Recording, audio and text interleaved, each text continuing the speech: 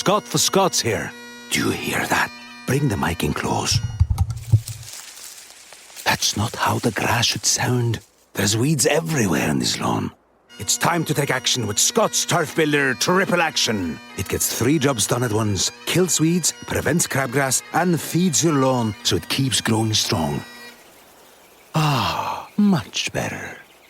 Get a bag of Scott's Triple Action today. It's guaranteed, or your money back. Feed your lawn. Feed it. This episode is sponsored by State Farm. Choices are great. Like with your podcasts, you get to choose what you want to listen to. And State Farm believes insurance should work the same way. That's why the State Farm Personal Price Plan helps you get the coverage you want at an affordable price and a policy that helps cover what you value most. Like a good neighbor, State Farm is there. Call or go to statefarm.com today to create your State Farm Personal Price Plan. Prices vary by state. Options selected by customer. Availability and eligibility may vary. The Purple Mafia with your host, Paladino Joey. Well, we'll see. The doctors would disagree, but what do they know? So let's just say that you'll pay me because it's in your interest to pay me. Is it worth it? I mean, you've won. Do you want to wipe everybody out? I don't feel I have to wipe everybody out, Tom. It's just my enemy. That's all. My father taught me many things. He taught me, keep your friends close, but your enemies closer. These are wonderful things that we've achieved, and there's no limit to where we can go from here.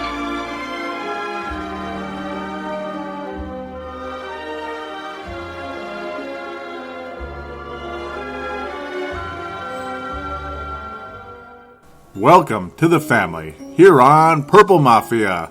We are available on the sportstuff.com and on iTunes. Thank you always for downloading and listening to this show. I am your host, Paladino Joey, and we are back here today to talk about the Minnesota Vikings coaching search, to talk about the divisional rounds, to talk about other Viking news. We always like to start with the Viking news, and then we will jump into the divisional round reviews. Then we will preview the NFC and AFC championship games, and then we will close with the fan interaction, a 3-segment show as always. You will be noticing some changes to this show in the coming weeks.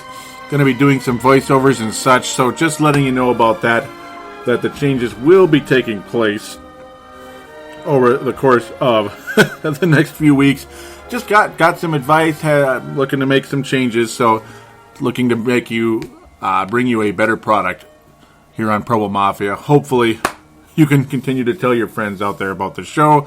So yes, we're going to jump right into the Viking news and such. Well, it's looking more and more like Mike Zimmer is going to be the guy. At least, he's going to be getting a second interview tomorrow on Tuesday. So it's going to be very interesting to see how things go here with Mr. Zimmer. Is he the best man for the job? I guess. It's one of those things right now. But first and foremost, I suppose, before I even talk about if Mike Zimmer's the best guy for the job or not, two guys that a lot of people may have seen as either a better candidate or an equally good candidate were Jay Gruden and Ken Whisenhunt. They are no longer available as of this day.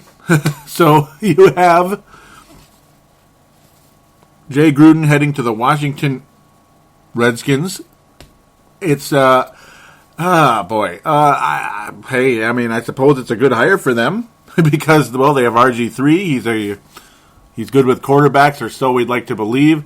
Wasn't all impressed with how things turned out in Cincinnati in his last game as their offensive coordinator. That was quite frustrating to watch. If you were hoping to see the Cincinnati Bengals finally win their first postseason game since 1988 when they made it all the way to the Super Bowl, and yes, I've said that a million times already on previous shows, but I continue to digress there. Jay Gruden heading to Washington, well, I'm glad he didn't go to Detroit, I suppose. Detroit striking out here. They do not get Ken Whisenhunt either, as he will now be the head coach of the Tennessee Titans. The Minnesota Vikings, as mentioned by Brent Jacobson, dodged a bullet. Yes, I think they did. If Ken Whisenhunt winds up in Detroit, that could have been a huge problem, I think, for the Minnesota Vikings going into things. honest to God, I mean, going into next year, if Ken Whisenhunt was the head coach of the Detroit Lions, I would expect a significant improvement. And in the coming years, it could get very, very interesting in Detroit if Ken Whisenhunt was a coach. A lot of people believed that he was going to be looking like a priority would be the team has a quarterback of the future in place. Is Jake Locker a legit quarterback of the future in Tennessee? I don't know. I guess he just likes the idea of coaching the Tennessee Titans. Detroit, maybe he didn't want to deal with the potential mess because that team is crazy regardless if Mr. Schwartz, Jim Schwartz, is the head coach of them or not. Cleveland still does not have a new coach. The Minnesota Vikings, of course, still do not have a head coach. So a lot of indications are that Mike Zimmer, as I mentioned, is the guy because he's going to have a second interview. Other candidates include Bowles out of Arizona. That's correct. And then we also have, Todd Bowles, yes, out of Arizona, the defensive coordinator there. So interesting to think that it looks like we're heading towards a possible defensive coordinator as the head coach yet again. So, yeah. I'm glad we didn't go after another Brad Childress type, but then again, who's to say who's the Brad Childress and who's the Mike Tomlin? Who's the Ken Whisenhunt? You know, who's to say who's what, you know? Mike Zimmer apparently more of the abrasive type, more of the old school type who's not afraid of anybody, if you know what I mean. He commands respect, and he doesn't take crap from anybody, which I think is good for the most part. I just hope that he can mesh well with the players. Hopefully, it sounds like a lot of the Cincinnati Bengals really swear by him, and obviously their defense was the backbone, regardless of how good Andy Dalton was in Cincinnati, because, yeah, I mean, we're looking more and more at the Cincinnati Bengals here. I do think Jay Gruden was a legitimate candidate for the Minnesota Vikings. We've heard absolutely nothing about the Vikings even talking to Ken Whisenhunt in any way, shape, or form, reaching out to him either. Todd Bowles is mentioned, the other candidate. I don't know as much about him, honestly. Mike Zimmer seems to be, again, in the lead between those two. And then there's that mystery candidate, whoever that is. Is it Darrell Bevell of Seattle? Is it Jack Del Rio of Denver? Is it Gaze of Denver? I don't know. I hope it's not Gaze, but because I think he's just not ready to be a head coach in this league, and I think a lot of people agree with that. But who knows? I mean, sometimes guys emerge, and there you go. There's the next John Gruden. Who knows? As mentioned earlier, John Gruden will not return to coaching in the NFL. Not understanding that at all. A lot like Jeff Van Gundy with the NBA. Just wants to stay with the media. Okay, I guess it's less pressure, but shoot, I don't understand why he doesn't want to return to be a coach again. Same with Steve Mariucci, who's been working for NFL Network, though he seems to be having a ball working for NFL Network. I love Steve Mariucci. I mean, seems like the kind of guy you would run through a wall for. I mean, love the guy. So the third candidate, I have no idea. The Minnesota Vikings have been talking to members of the 49ers staff. That's right, the San Francisco 49ers. Greg Roman is a candidate as well, believed to be interviewed on Saturday before the Carolina game on Sunday. Oh, man. Very excited with how the 49ers continue to get things done there. Not everybody agrees, but that's part of the fun of it. I mean, we don't all have to cheer for the same team now, do we? Even though we're all Viking fans, we don't have to cheer for the same, playoff teams when we're not in it. But anyhow, Vikings also looking at the defensive line coach of San Francisco 49ers. I'm not going to take that seriously, though who knows, watch, that's what's going to happen. Nah, I don't think so. I'm not even taking that seriously at this point in time. I think it's just unlikely. That man is Jim Tomsula. I'm not really even thinking about that. No, the Vikings have also interviewed Darrell Bevell and Dan Quinn out of Seattle. Cleveland's defensive coordinator, Ray Horton, included in potential coaching candidates that have been interviewed. But again, it looks like the top three are Bowles, Zimmer, and question mark. So, oh goody. Don't be surprised, ladies and gentlemen, if Mike Zimmer is announced as the head coach of the Minnesota Vikings in the next 48 hours. That is my Purple Mafia prediction. Not necessarily my Purple Mafia endorsement. I kind of endorsed Greg Roman on the page, the Facebook page, but at the same time,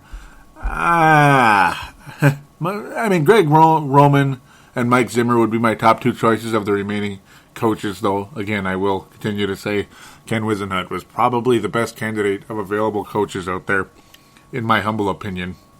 But well, the past is the past now. There's nothing we can do about that. He seemed to have his heart set on being the head coach of the Tennessee Titans pretty early.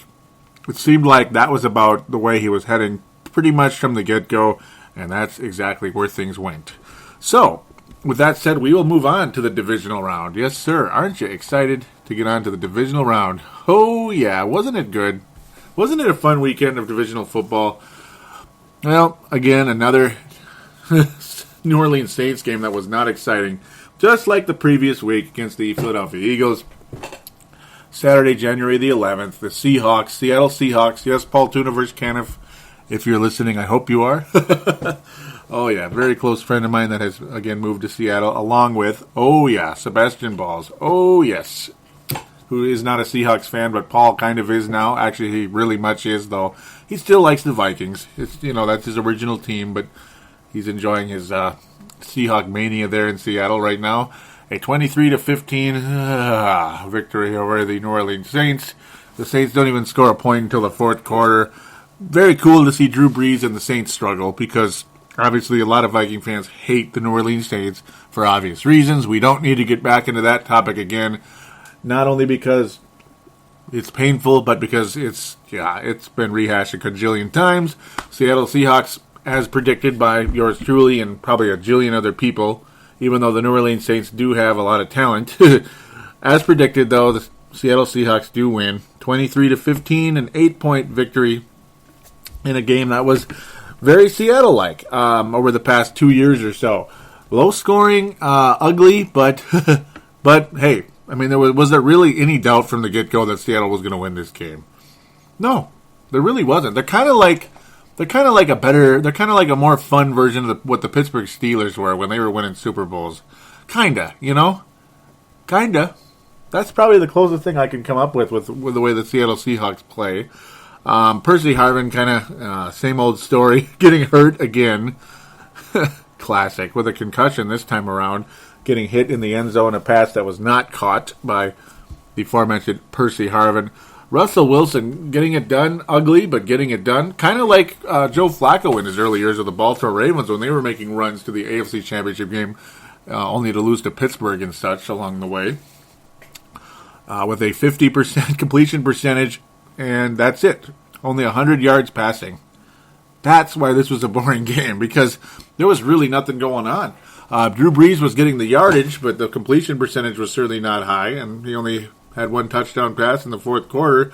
The Saints were hanging on slightly, but really, again, there was really no doubt that the Seattle Seahawks were going to win this game.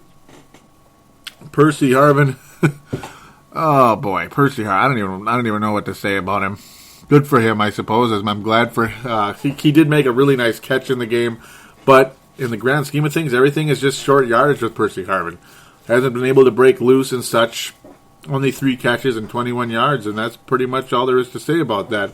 The whole passing game of the Seattle Seahawks pretty much non-existent in this game, but that's certainly not to say the running game was non-existent, because Marshawn Lynch, he had a long of only 31 and still managed to get 140 yards and average 5 yards a carry. This team is a legitimate Super Bowl favorite team, unfortunately, because I'd much like to see the 49ers win, but we will see where things go from there. It wouldn't kill me to see Seattle win a Super Bowl. It's about time that franchise and that city got another championship. Seattle Seahawks, it would obviously be their first Super Bowl championship, possibly their second Super Bowl appearance if they indeed do go. The city of Seattle would receive their second championship because their first was the Seattle Supersonics in 1979, back in the day when Lenny Wilkens was a player with that team. Yes, sir. I was born in 1979. I didn't see it, but I do remember the history very well. Obviously, they're the Oklahoma City Thunder today. Seattle still looking to resume basketball again in the NBA, but unfortunately, their most recent attempt struck out with the Board of Governors in the NBA. But yeah, that's a very side topic. I do apologize. Again, a game that there really isn't all too much to say about other than they got it done the old-fashioned way. Defense and running the ball. Oh my God, it still exists in the NFL. And Russell Wilson can make plays when he needs to. That's what's great about Russell Wilson. He's not always the prettiest player out there, but he didn't throw interceptions. He didn't.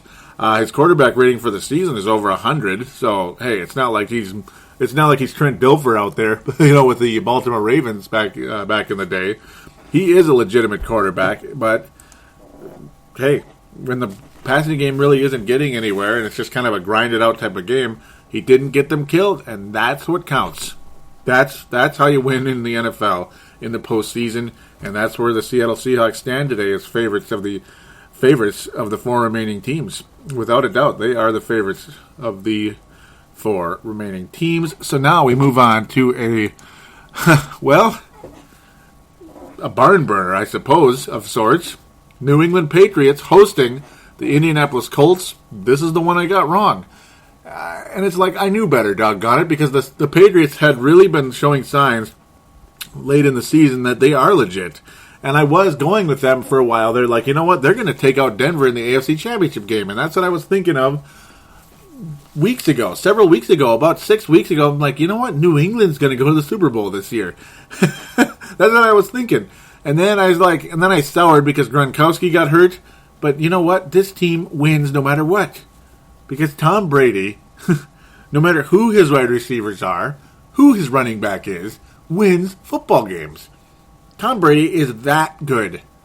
He is as good a quarterback as there has been in this league. And yes, he has lost 2 Super Bowls where Joe Montana was 4-0.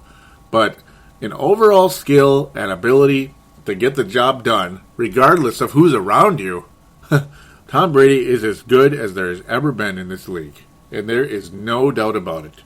The Patriots destroy the Indianapolis Colts 43-22. There was no comeback to be had. But you know what was amazing about this game? You know what was just truly amazing? As good as Tom Brady is, he didn't have the prettiest game ever, but again, he didn't get the Patriots killed. Andrew Luck got the Colts killed. He threw 4 interceptions. 331 yards and all that stuff, but his completion percentage was under 50%, folks. That is pretty bad. Under 50%.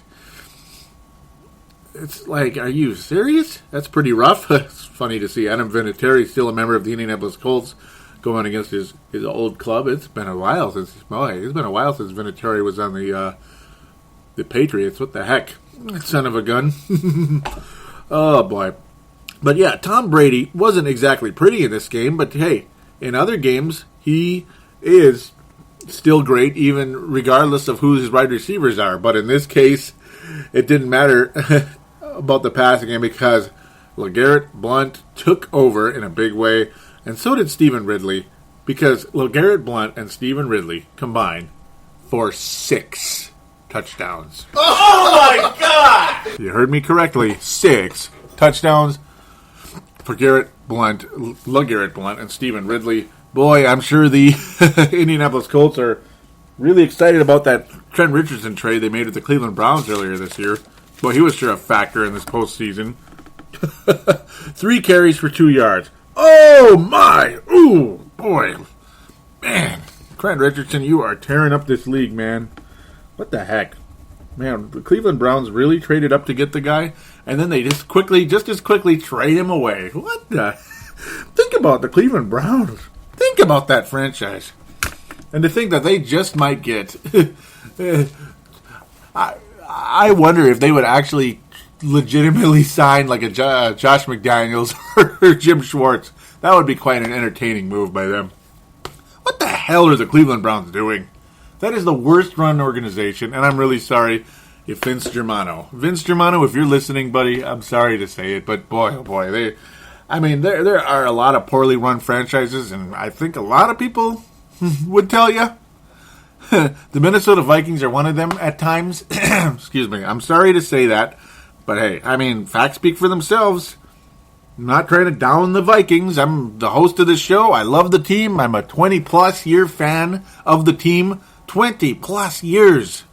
20-plus years I have followed this team. But I'm telling you, Yeah, the franchise has been in question at times. But the Cleveland Browns, since they became this expansion team, now the former Browns, I mean, they had some pretty nice history. No championships or anything, and they had some disappointments, but they also had some wonderful seasons. They were a very strong team in the 80s at times, strong in the 90s at times, and of course when they became the Baltimore Ravens, they've been pretty damn good. They've had some boring, crappy seasons, but they've had some awesome seasons, especially since Joe Flacco took over. They have been one of the better teams in football. But the Cleveland Browns, my God, I mean, look at what they've done. Oh, look at what they've done. I mean, it's just, what the heck? They trade everybody away. They go with third-string quarterbacks. Then, unfortunately, this is just a bad luck thing. He has an ACL. They fire coaches after one frickin' season. They draft Tim Couch. They draft this guy. They draft Brandon Weeden. They draft Kelly Holcomb as a quarterback for a while. I mean, oh, my God. Okay, sidetracked just a little bit because just look at Trent Richardson. I just can't believe it. Oh, my God, what the hell? Maybe it was a good thing the Browns traded him away, but just thinking how they traded up for him. I mean, they traded up for Trent Richardson. Oh, and who did they trade with? That's right. Yep, we do appreciate that, Cleveland. I'm sorry for ripping you. We really appreciate that move. So we got a little extra picks that helped us get Harrison Smith there. So, yeah. With that said, I'm really running this long, and I apologize. Oh, my. With that said, the New England Patriots run game is just sick, and they have a legitimate chance to go to the Super Bowl and maybe even pull off one of the great upsets, because I think whoever they would, if they would beat either the Seattle Seahawks, which would be quite the feat, or if they even beat the 49ers, I think that would be an upset. Yeah, I mean, when you consider how depleted the New England Patriots have been with injuries and jailbirds, yeah, that guy. Oh, boy. Whew. Yeah. Jailbirds. Yep. Permanent jailbirds, I got to think, in that one. Don't even need to say his name on the show at this point. They look like a team on a mission right now. It's very impressive. If Peyton Manning's out there shivering and wobbling the football going into the game, and yes, Peyton Manning's going to wobble the football a little bit because that's just how he is at this point, but he's still passing for 50 touchdowns, Tom Brady-like in 2007. But if Peyton Manning is even a little bit shaky going into that game and the weather's really cold and all that stuff, I think the Patriots are on their way. But look at me getting way ahead of myself again. But I'm just saying, I was that impressed with this game. They're starting to remind me of the New York Giants. You know, the team that beat the Patriots in the Super Bowl twice in massive upset fashion. I think the New England Patriots are starting to remind me of the New York Giants a little bit. Their front seven is really good. Their running backs are really good, and their quarterback obviously is clutch. Will he finally be clutch in the Super Bowl again like he was in the past?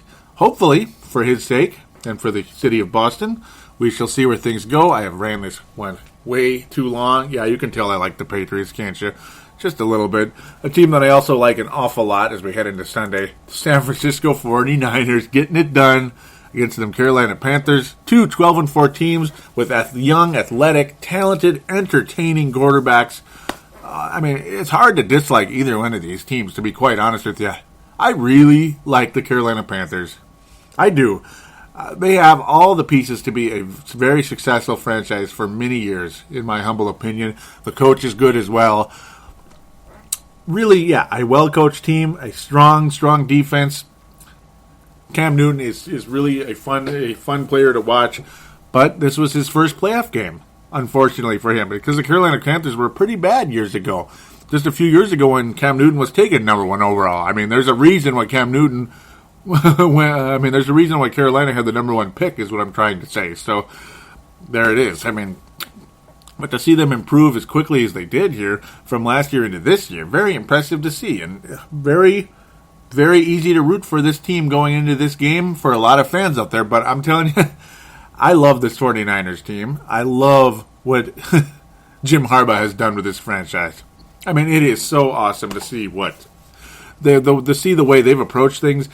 You know, you think, man, why the hell couldn't they have home field here? I mean, they're killing themselves losing games earlier in the year, but they're peaking at the right time. And that's what counts. they've won 2 games on the road now. I mean, Green Bay is not an easy place to play. Even though they've really lost their mystique in the postseason, it was still like 3 degrees out there. I mean, that's easier said than done.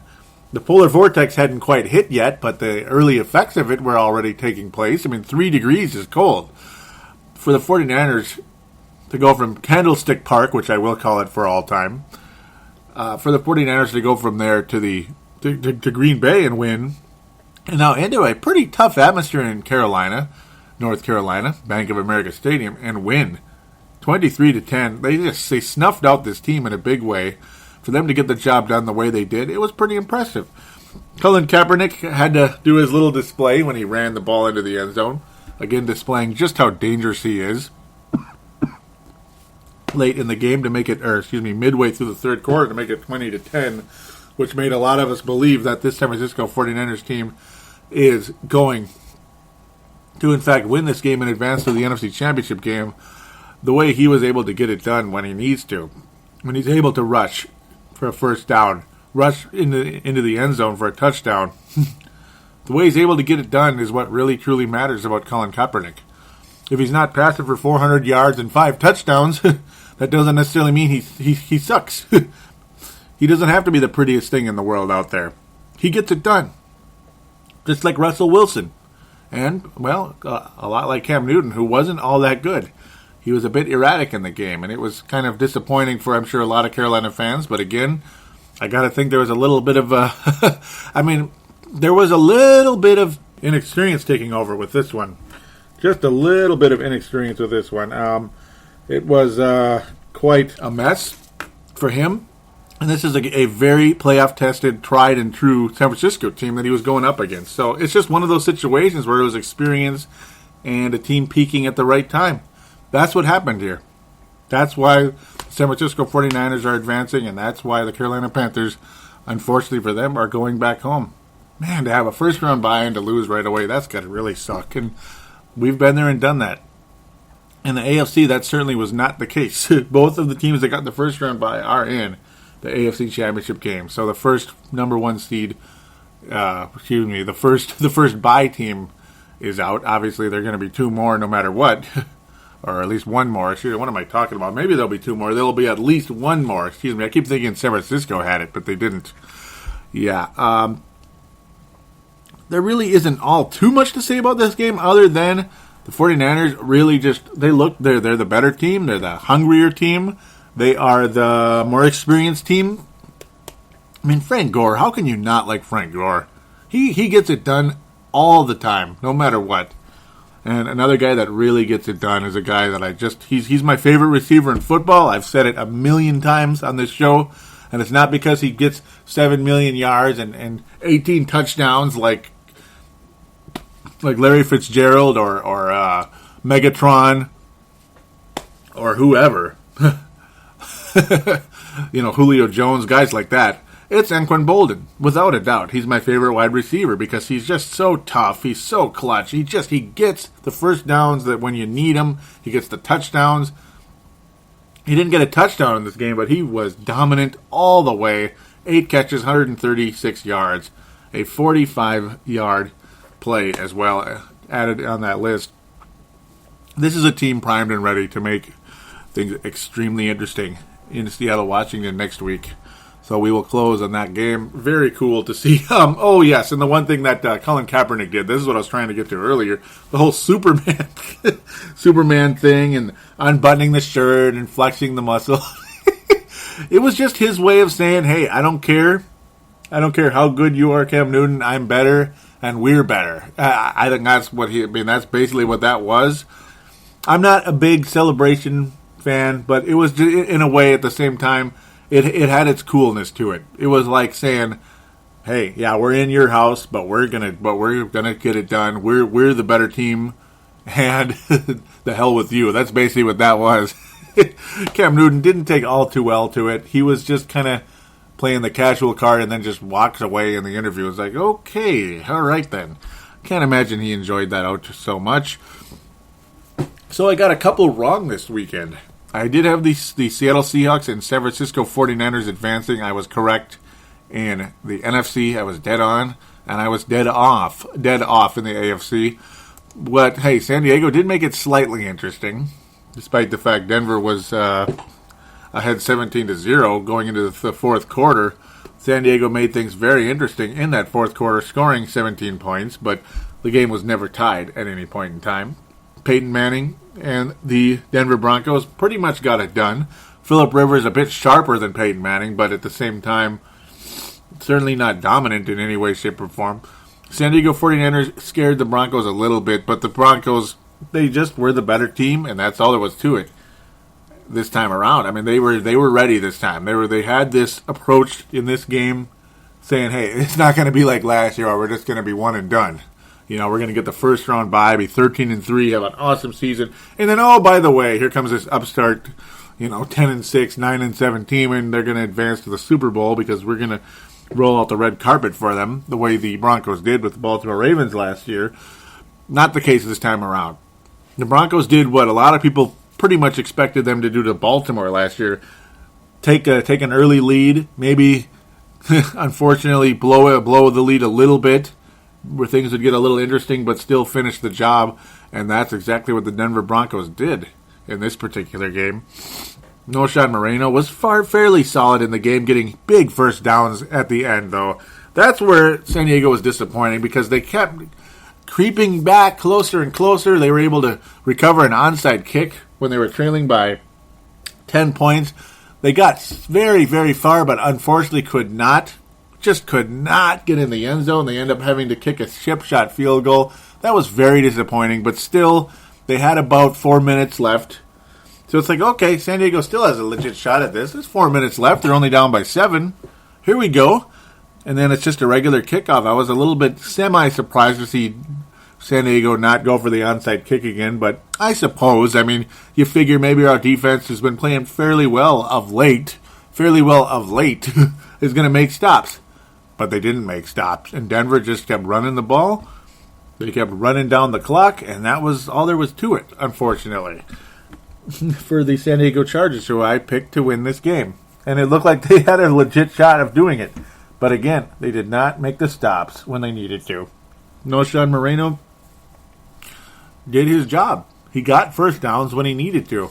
He's nothing special at all. I'm not a really big fan of Noshan Moreno. I think he's kind of a backup running back, but he's basically a okay starter for the Denver Broncos. But he's good enough, I suppose, when your quarterback is passing for 50 touchdowns and 7,000 yards, 5,000 yards, all that good stuff. But, San Diego couldn't make those stops. Noshan Moreno did what he had to. He Frank Gored it. He Anquan Bolded it. And, hey, all the credit in the world to Noshan Moreno. He wasn't a star, but, boy, he was absolutely what the Broncos needed if they were going to win that football game, and that's what mattered most. Keenan Allen extremely dominant in the game. Him and Phillip Rivers hooking up, and a lot of that 17-point fourth quarter for the San Diego Chargers with six receptions, 142 yards overall, 2 touchdowns in that fourth quarter. Absolutely dominant and a legitimate Rookie of the Year candidate. Almost pretty much, I would say, a Rookie of the Year favorite. A lot of people would love to see Cordero Patterson get it, but I don't think that's going to happen, unfortunately. Though he is. Cordero Patterson, I will mention. Cordero Patterson and Adrian Peterson are all pros. They are both going to the Pro Bowl. Yes, sir. They're both going to the Pro Bowl. Adrian Peterson as a running back, of course, and Cordero Patterson as a punt returner in that Pro Bowl. So very cool. Congratulations to both of them. Very nice to see Cordero Patterson make it. He had to be an injury replacement, but hey, so be it. If you're in, you're in. It still counts. Cordero Patterson very deserving of it, and yeah, he'll be in the running for Rookie of the Year, but he's not going to get it. Obviously, Keenan Allen has been a pretty awesome rookie for San Diego, and I remember he was very much in the mix for the Minnesota Vikings at one point in time. I kept thinking the Vikings were going to take him because he looked like a Percy Harvin replacement. Cordero Patterson absolutely is a Percy Harvin replacement. I think he's going to have a better career. And so is Keenan Allen, because I think Percy Harvin's going to get hurt every time he touches the ball, and I think his lips flap way the frick too much. So there it is. There's your game reviews, and there's your Viking news. Still waiting on the coach. Is it Mike Zimmer? Is it Greg Roman? Is it Todd Bowles? Or is it Tim Brewster? No, I'm kidding. Is it some other mystery guy? It's like cross your fingers. Green Bay had a mystery guy last time around, and it ended up being McCarthy. So, well, that worked out pretty good. He's not the best coach in the whole planet, but he's pretty damn good. Hopefully the Vikings can pick the right guy this time around. We're still waiting. Tick-tock, tick-tock. Yep, I mean, that's all we can do with that one. So we will take a break after this long segment, and we will do the previews of the two humongous games coming up this Sunday.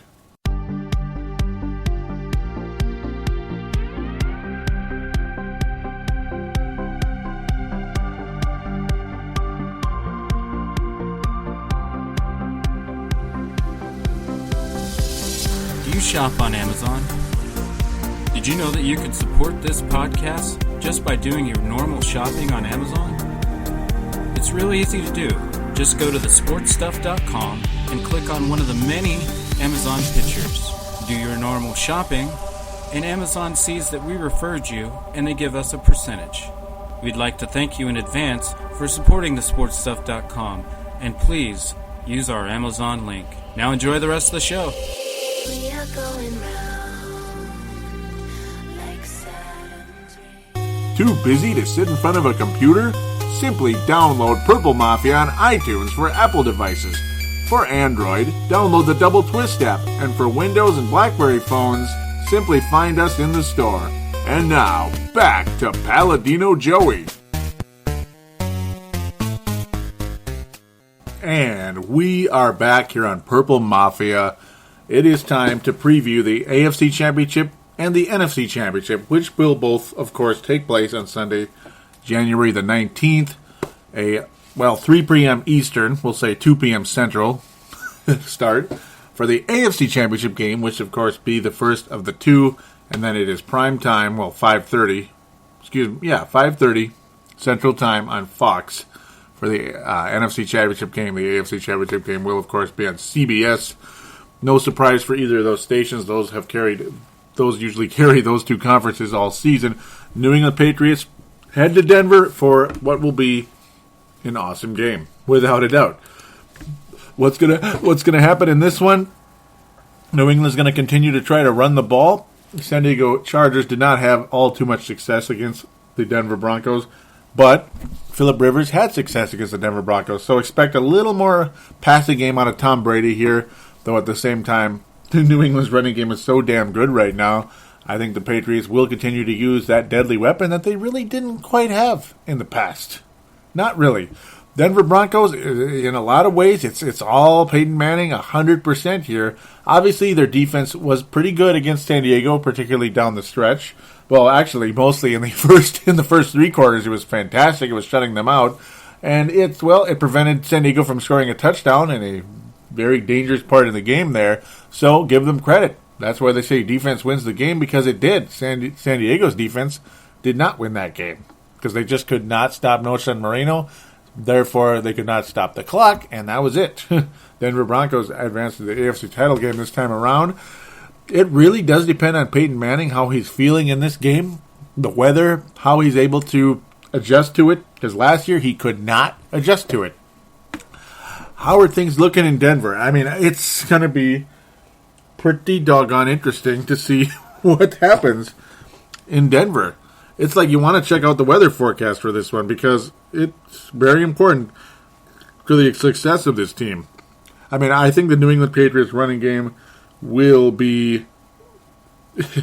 I think the New England Patriots running game will be a huge key, obviously. The two keys in this game are New England's running game, because if they can establish the run, I think it's game over for Denver, honestly. I mean, why not?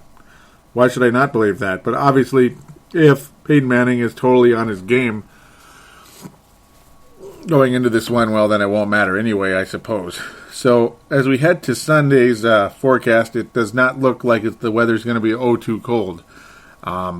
Obviously, it's a ways off, but right now, apparently the high appears to be 56, the low 30. And yes, I'm looking at the weather for this one because it means a lot for Peyton Manning. The wind doesn't look too bad either. 9 miles an hour, 6 miles an hour in the evening, 9 miles an hour in the day. So it doesn't look like the nastiest weather in the world, which actually probably looks like that will favor the Denver Broncos going into this game. But hey, the Patriots are so clutch.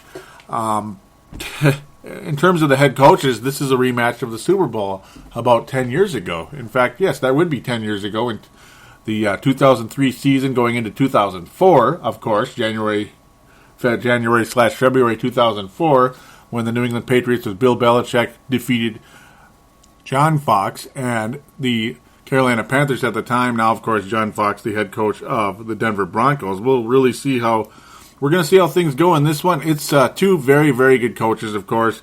John Fox still chasing his first Super Bowl. Bill Belichick chasing his fourth, and it's been quite a while in that chase because the last time the Patriots won a Super Bowl was the 2004 season going into January/February 2005 in that case. So the weather forecast, I think, favors Denver because it was a lot colder last year when the Broncos lost that game to the Baltimore Ravens. It was very cold, very windy. Denver, I mean, obviously it's Colorado. Weather can change very dramatically in that place. So we shall see where things go with this one. It's going to be a lot of fun. It's going to be an awesome game. The Patriots, how clutch are they going to be? Is their running game going to get the job done in this one? We shall see. The Chargers running game, as I mentioned, not all too impressive. Not all too impressive in their playoff game with the Broncos. So we'll see. I mean, Denver's obviously got a great defense. John Fox is a very good defensive coach. And, of course, Jack Del Rio is a very good defensive coordinator. So there's a lot of that going on with the Broncos. They have a lot of good coaches, obviously. And overall, their defense is stacked in a big way. And their offense is record-breaking. Absolutely record-breaking. So we'll see. Will the Broncos ultimately make the Super Bowl? It's like I'm kind of sort of leaning Patriots. Tom Brady's 10-4 against Peyton Manning in the playoffs over his career, or no, not in the playoffs. Overall, he's 10-4 against Tom Brady. And remember, many times in the past, Tom Brady and the Patriots defeated the Indianapolis Colts back in the day. This is their first matchup in the postseason. Boy, I mean, this is a tough one. It really is. It's like, I do believe both road teams could win this weekend. I really do. At the beginning of the year, I had Denver and San Francisco in the Super Bowl. The possibility really does exist. That could end up being what's going to happen here. Oh, my God, I want to pick the Patriots so bad going into this one. But, boy. Based on past history, despite the fact the weather situation may favor the Denver Broncos in this one, I got a sneaky feeling that the Patriots figure this out and get it done. Just because, and it's not because I like the Patriots. I'm honestly saying this objectively. I think past history would tell you that the Patriots are going to somehow win this one. It would be quite crazy. Though unfortunately, I think the Patriots would probably lose the Super Bowl if they got there. Not saying I want them to lose the Super Bowl necessarily, though if it's San Francisco, it might be a tough one for me. But tough one to pick there. But I do think the Patriots somehow, some way. I mean, it's going to be a weird game. This is going to be a very, very weird game. I think the Patriots find a way to win this one with that running game, and with Tom Brady being as clutch as he is, I think this is going to be one of those games we're going to be watching on ESPN Classic, even though it doesn't exist anymore. Pardon me, we'll call it NFL Network now. We'll be watching this on NFL Network years from now, and of course probably in this winter time and springtime as well. This is going to be one of those games we're going to be seeing years and years from now, I think, between two really great quarterbacks later in their career, but still very much on top of their games.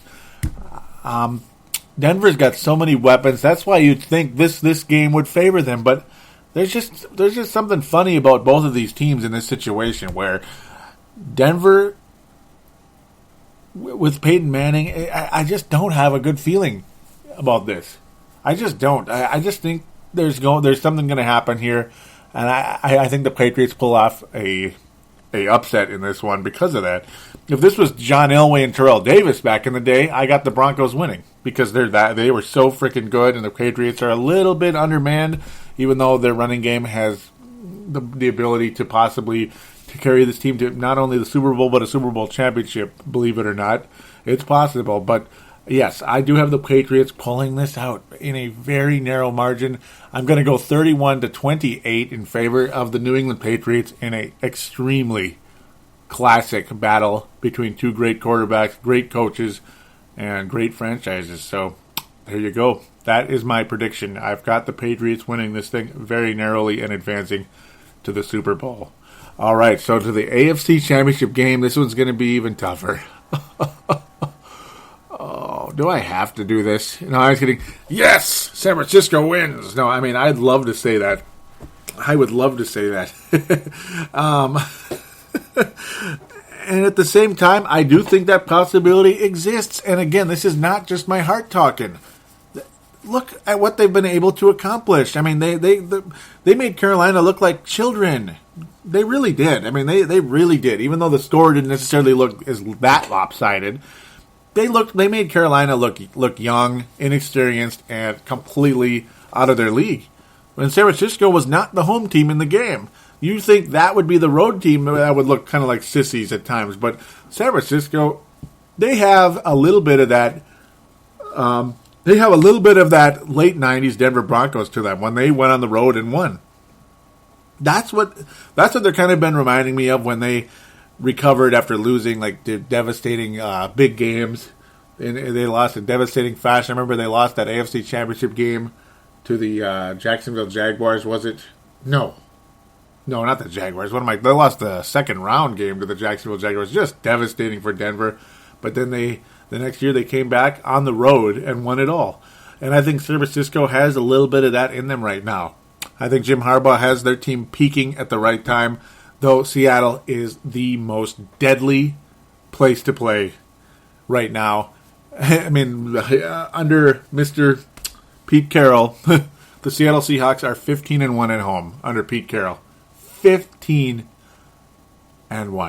Will this be the second in 17 home games for the Seattle Seahawks? Will this be the second loss for the Seattle Seahawks? These are truly, like I've been saying all season, I had this prediction going in to the season that Seattle and San Francisco would be in the NFC Championship game. And here they are. Seattle and San Francisco are in the NFC Championship game. This was the ultimate matchup that we have all been waiting for. Unfortunately for the 49ers, they don't have home field in this one.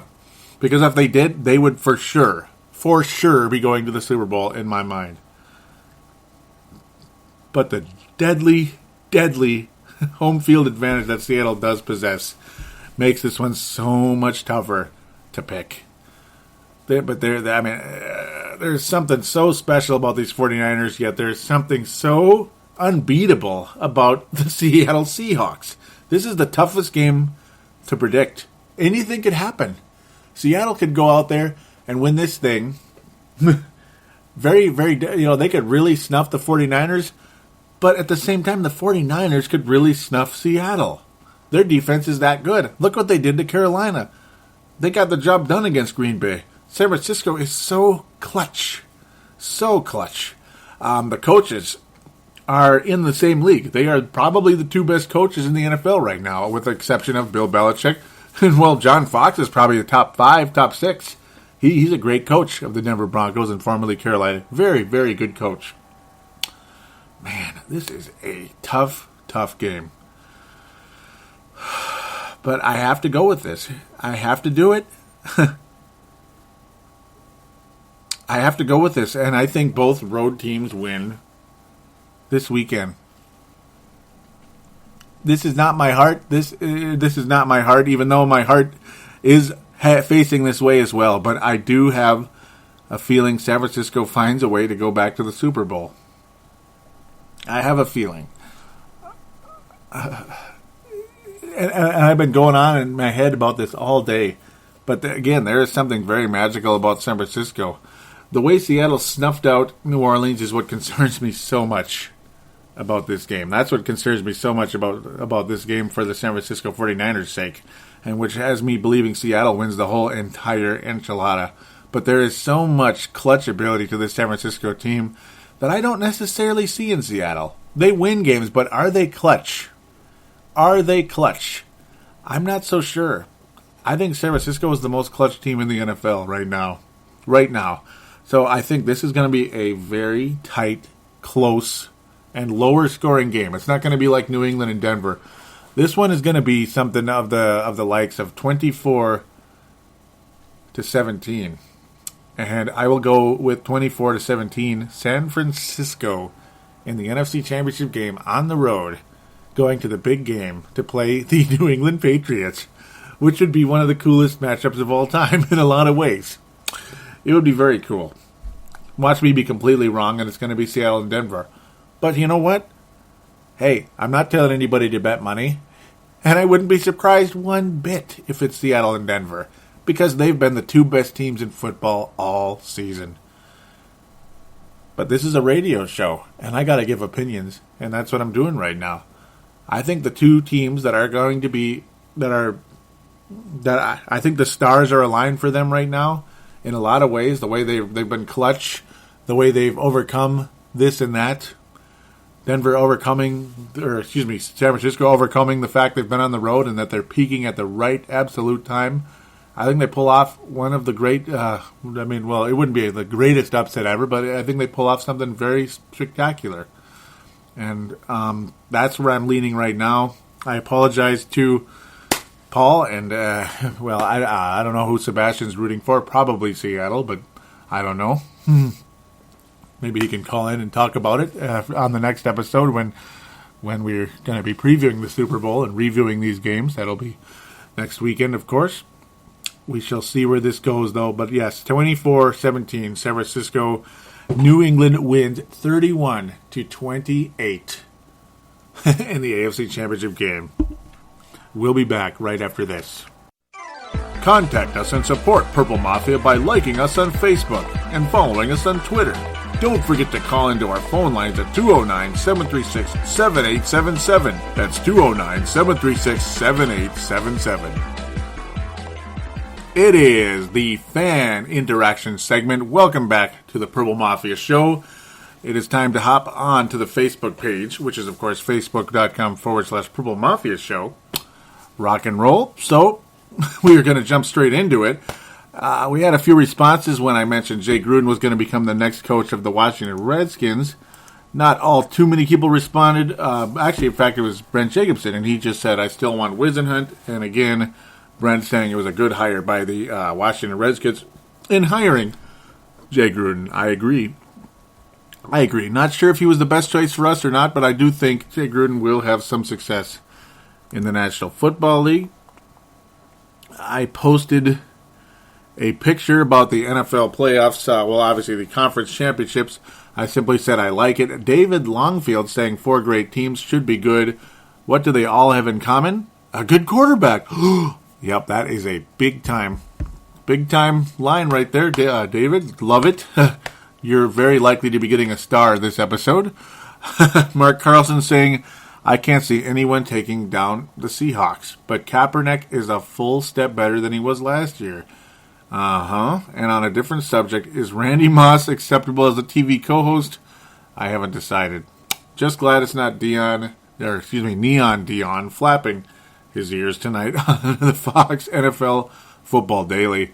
Yeah, I need to see more of Randy Moss. I really do before I can really say too much. It's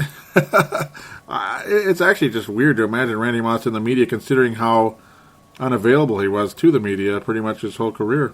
I mean, he was pretty much unavailable. The only times he was available is when he would say way too much. So that's just classic Randy Moss for you in that sense. This generated a huge conversation when I said, Greg Roman, anyone like it? And Brent Jacobson was saying, he's becoming my second choice behind Wisenhunt. He's done a great job with Kaepernick and having a good running back like Gore. Brent continues saying, if Wisenhunt goes to Detroit, they could be scary good. Yep, and glad that didn't happen. Brett McCarthy saying, me too, Wisenhunt is my choice. Brent saying the Chargers are still in the playoffs, and I think he has said no interviews until the Chargers are eliminated, and that's pretty much what happened. And it was amazing how immediately after the Chargers were eliminated, Wisenhunt, head coach, Tennessee Titans, just one day later, not even 24 hours later, David Longfield simply saying, "Who dat?" Brett McCarthy saying, "Sounds like the Lions are after him. Just saw on NFL Network the Lions are pushing to get him. Luckily they didn't. In my opinion." Sebastian saying, "Because Wisenhunt isn't interested, probably."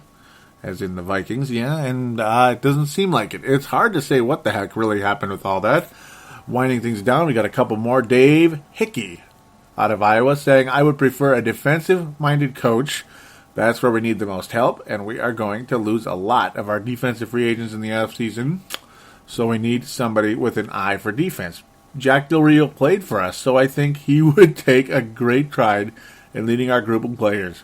Bowles did a great job with the Arizona D and their draft last year. Or how about Dan Quinn, the Seahawks defensive coach, who doesn't like the Hawks D?" Yeah, I like Dan Quinn an awful lot, Dave, and maybe he's the mystery guy because they can't talk about it because they're still in the playoffs. So maybe that's why there's been a delay. Though, yes, Mike Zimmer obviously must be one of the absolute heavy favorites because he is getting a second interview. Will Dan Quinn have a second interview should the Seahawks be eliminated Sunday by the San Francisco 49ers, which I did predict on this episode. Yes, sir, on this show. Briefly. Briefly. No, it wasn't briefly. I went on and on about it for a little while. That was really a fun segment, actually. So, yeah, I thought I'd mention. I really enjoyed that. Dave Hickey saying, "And I forgot to mention I hate anything about the 49ers. Ouch." So I'm just guessing just a little bit Dave Hickey's preferring the Seattle Seahawks win the game. I don't blame you. But it's all in who you like, I suppose. At least in the end, we all like the Minnesota Vikings. Brett Jacobson saying, "I'd love it if he's the next coach of the Minnesota Vikings." So, which one were you thinking there, Brett? Oh, wait a minute. I bet he'd be better than the previous coach we hired from San Francisco. What am I saying? Sorry about that, Brent. Yeah, you meant Greg Roman. Yeah, I think Greg Roman should be a top 3 possible coach for the Vikings. Cedric Paulding out of Mississippi saying, "I like Zimmerman and Horton, defensive-minded guys." Oh, yeah, Dan Quinn also. Yeah, I like Zimmerman and Dan Quinn for sure. Horton, did a good job in Cleveland. It's just weird to imagine Cleveland defensive coordinator with how things went there becoming the Vikings coach. It's just weird to imagine, but I guess he's a possibility, though at this stage, I'm thinking he's not one of the finalists. So I'd say that. Obviously, that was just a couple days ago, not too long ago, on Friday, when that was first posted and first brought up. Now we are going to jump into a couple of the extra posts here before I get into the Ken Wisenhunt section here, where a lot of people had something to say about Ken Wisenhunt becoming the next coach of the Vikings, the Tennessee Titans. Where are we? Brent Jacobson was picking yep, here we go. Oh, hey, I like this. Brent Jacobson was showing the mock draft simulator. It has the Vikings selecting Javon Clowney. Yes, that guy. Yeah, Javon Clowney. Yes, sir. Clowney coming to Minnesota out of South Carolina with the 8th pick. I'm thinking that's unlikely that he would slip that far, but that would be nice. I wouldn't be mad. Wait a minute. Am I looking at this correctly? Yes, I am. This is actually, oh yes, it is absolutely correctly. So the Vikings would be taking Clowney, number 8th. The Vikings would eventually get a quarterback, David Fells, out of San Jose State, with the 96th overall pick. So there it is. There's your quarterback of the future in the 4th round. Well, maybe he wouldn't be the quarterback of the future. He would just be a developmental quarterback, see where things go, and then maybe approach things next year. Oh, boy. Sounds like the Vikings right there in a nutshell, doesn't it? But, hey, at least you'd have Clowney to be a franchise defensive end to lead the way, and that would be an absolute replacement of Jared Allen. So, of course, this is just draft simulator, but still, that's just amazing to think that Clowney could possibly slip that far. I have no idea where things are going to head. Tony Coleman. Oh, there we go. Well, showing the tickets price at TCF Bank Stadium. But you might not be able to buy them anyway because, yeah, it's going to be smaller. So that's cool. Check that out, guys. Thank you for posting that, Tony. Very much appreciated. That's actually very cool. Brent Jacobson saying, if I were Steelman, I'd be on the phone with Wisenhunt's agent 5 minutes after the game is over. I wish. God, I wish. But apparently Wisenhunt had his heart set on Detroit, and yes, Brent Jacobson simply saying, thank goodness he isn't going to Detroit. The Vikings dodge a bullet with this one. Yes, sir, do agree with you, Brent, on that. So now the Ken Wisenhunt dealie here. Brent Jacobson saying, some expert on Sports Radio 105, The Ticket, predicted that Mike Zimmer will be the new Vikings head coach. However, Grandpa Sports' Sid Hartman speculates that he'd retain Bill Musgrave. What? No. No, God, I hope not. Oh, yeah, and Brent Jacobson saying, to me, that's a deal breaker. Either he brings a new coordinator or he doesn't get the job. Yeah, I agree. That's a definite star right there. I mean, retain Bill Musgrave? Are you flipping kidding me? Oh, my God. Mike Zimmer, if you're planning on keeping Musgrave, you better like the city of Cincinnati, because you're going to be there a long time, buddy. No way. No way. There is no way Bill Musgrave is the offensive coordinator for this team. If I had anything to say about this, and I think about 99% of the fan base would agree with that comment. So there you go. Shad Clark saying, glad Whizzer isn't going to Detroit, that being Wisenhunt, and Billy has to go. Like Zimmer otherwise, but what do I know? Yep, yeah, there you go. So yes, he's saying Bill Musgrave has to go. You like Zimmer otherwise, but what do I know? Brett McCarthy saying Musgrave has to go. We need Roman from the 49ers. I'm kind of leaning that way, Brett. Yeah, like I did officially endorse Greg Roman as my Purple Mafia pick for the head coach. I want an offensive-minded coach. I'm going to say that right here and now. I want an offensive-minded coach for the Minnesota Vikings. And the way Greg Roman adjusted things with Alex Smith to Colin Kaepernick, the way he was able to adjust his offense, he changed his offense for the quarterback, which Bill Musgrave didn't do.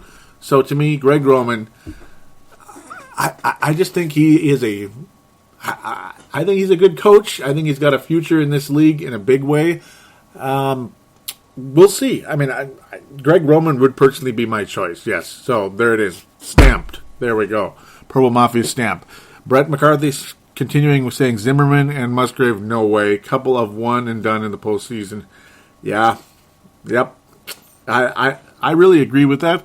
Jerry Hicks saying, I'm glad he's not in Detroit too. Well, why were the Vikings not interested in him? He did well in Pittsburgh. Got the freaking Cardinals to the brink of winning a Super Bowl. He had Rivers playing great. Yeah, very good thoughts there, Jerry. I completely agree with that. Yeah, you guys are not disagreeable. I agree with a lot of what you said. I can't disagree with really anything you guys were saying there for the most part. Very cool posts there. Only one Twitter. Well, there's a new one somewhere in here. Someone followed me. Thank you for that. Do appreciate it. Anthony Batista. That's the only tweet I got that's Purple Mafia related since the last episode. He came and simply asked, did they also interview the 49ers defensive coordinator? And I do believe, yes, they did on Saturday, Anthony. And, of course, welcome back, Anthony. He's been away for a while, unfortunately. He's been kind of in and out listening because his work wasn't allowing him to listen to podcast, listen to his earphones during work. So that's quite unfortunate to have that type of situation. I can't at my regular job, at least not unless I'm on break, but I could in the lawn mowing season, yeah, so most of the time anyway. So I'm like a podcast machine, listening to podcasts when I'm out mowing lawns in the spring, summer, fall, but unfortunately, yeah, it's winter time, so I try to listen in the mornings and in the after work in the nighttime, so there you go. So, yeah, welcome back, Anthony from LA, yes, hoping he'll be around some more. He was talking about that. We were having a little brief instant message conversation. He's saying he'll be around more next season, so that would be very cool. Really missed you this year, Anthony. Hope to keep hearing from you in the future. Missed the call-ins. Really missed the guy. So nice to know he's still thinking of us. Yes, thinking of us here in Purple Mafia Nation. So there it is. That's the wrap up of the fan interaction. Hope you guys don't think I'm too crazy with my picks, but then again, that's the name of the game. Radio is all about opinion, Now, I'm not here preaching any gospel to you about who's better. You have to pick this team. Of course not. You can love whoever you want. A lot of people don't like San Francisco. In fact, it seems like a lot of people are kind of getting this Miami Heat feeling about the San Francisco 49ers lately. I don't necessarily get it, but that's okay. I guess maybe I do get it because Kaepernick's a little cocky, and Mr. Jim Harbaugh, you either love him or you hate him. I personally love Jim Harbaugh. I think he's the best, man. I think Jim Harbaugh's the best. He's the best coach in the NFL. Him and Bill Belichick are the best, and that's what kind of Super Bowl we'd be staring in the eye. And can you imagine Tom Brady going against the team he loved and admired so much growing up in the Super Bowl? We'll be definitely talking about that next week, should my predictions be right. Maybe I'll be half right. Who knows? Maybe one of those teams will be in there. Will it be New England and Seattle? Will it be San Francisco and Denver? Will it be San Francisco and New England? Will it be Seattle and Denver, which is what a lot of people would tell you. They've been saying it pretty much since week 5 this year, that it's going to be Seattle and Denver, and that very easily could be the case. So, we'll be back next weekend to preview the Super Bowl and review these soon-to-be spectacular. I hope they're spectacular. I don't want to watch any frickin' blowouts. But, I believe soon-to-be spectacular conference championship games.